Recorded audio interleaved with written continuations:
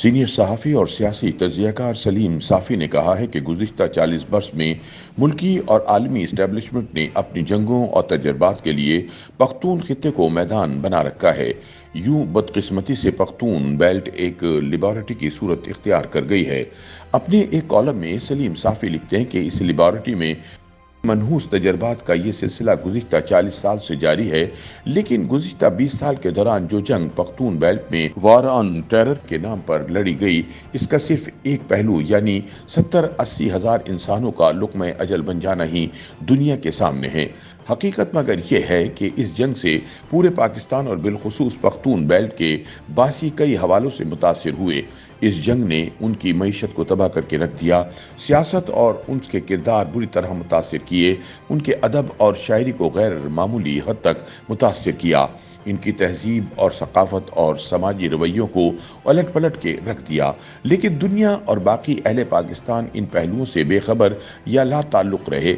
ये गंदी और ज़िंदगी के हर शोबे को मुतासिर करने वाली जंग अगर दुनिया के किसी और मुल्क में लड़ी गई होती तो अब तक इस पर सैकड़ों फिल्में बन चुकी होती और हज़ारों किताबें लिखी जा चुकी होती या फिर जगह जगह इसके म्यूज़ियम बने होते।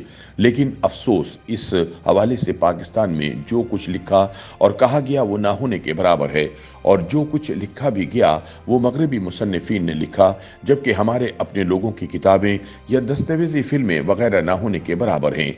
सलीम साफ़ी का कहना है कि अदब, शायरी और मौसीकी से पख्तूनों के लगाव का ये आलम है कि आग और खून के ये 40 साल भी इन्हें इन चीज़ों से दूर ना कर सके। अलबत्ता इन जंगों ने इनके कल्चर के साथ इन चीज़ों को भी बहुत मुतासिर किया। हमने ये सूरत हाल भुगती है कि धमाके में जिंदगी खोने वाले किसी अजीज या दोस्त की फौतगी की इतला उनका कोई अजीज देता तो साथ ही ये भी इल्तिजा करता कि बस सिर्फ आपको मुतला करना था, बाकी प्लीज आप जनाजे में ना आएं, क्योंकि मजीद धमाकों का खतरा है और आपके आने से हमारे जनाजे में भी धमाके का खतरा बढ़ सकता है। इससे बढ़कर किसी माशरे की इक़्तिदार की तबाही और क्या होगी, क्योंकि पख्तूनों में गमी शादी पर ना जाने को माफ़ नहीं किया जाता था, लेकिन इस दौर में अपनों की शहादत की इतला देने वाला ये तलकीन भी करता कि आप जनाजे में ना आएं। शायरी के इन हालात से मुतासिर होने का अंदाज़ा इससे लगा लीजिए कि इस दौरान मकबूल नज़में और गज़लें वो रहीं और हैं जो वार ऑन टेरर और इसके असरात से मुतालिक थी। मसलन इस वक्त सबसे ज़्यादा फजल सुबहान आबिद की जो नज़म मकबूल रही वो इस मनहूस जंग से मुतालिक थी।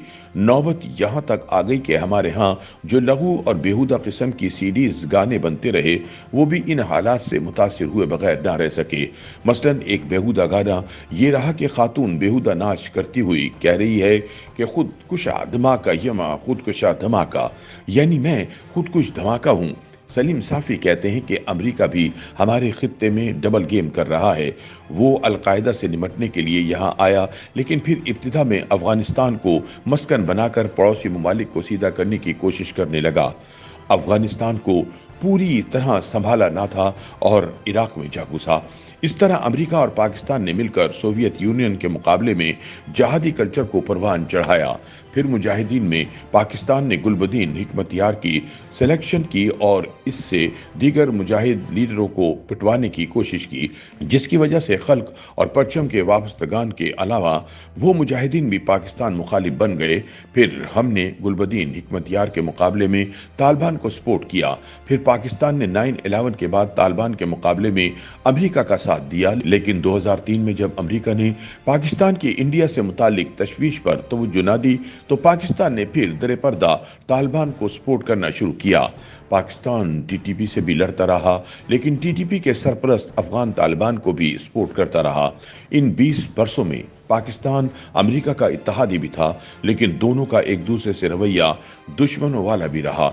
इसी तरह पाकिस्तान हामिद करजई और अशरफ गनी की हुकूमतों को बाकी दुनिया की तरह तस्लीम करके इसका इत्तेहादी भी रहा, लेकिन 20 साल में दोनों का अमली रवैया एक दूसरे के साथ दुश्मन वाला रहा। तालिबान के कुछ लीडरों को पाकिस्तान में गिरफ्तार भी किया गया और इसके साथ पाकिस्तान ने तालिबान को पनाह भी दी हुई थी। गोया एक गंदी जंग थी जो आलमी और इलाकाई खिलाड़ी पख्तून सरजमीन पर लड़ते रहे। YouTube पर गूगली न्यूज देखने के लिए youtube.com की सर्च बार में गूगली न्यूज टीवी टाइप करें। गूगली न्यूज के पेज पर सुर्ख रंग के सब्सक्रिप्शन वाले बटन पर क्लिक करना ना भूलिए। YouTube पेज पर अपलोड होने वाली वीडियोस से बाखबर रहने के लिए बेल आइकन पर क्लिक कीजिए। आपको हर नई वीडियो के बारे में नोटिफिकेशन मौसूल हो जाएगा।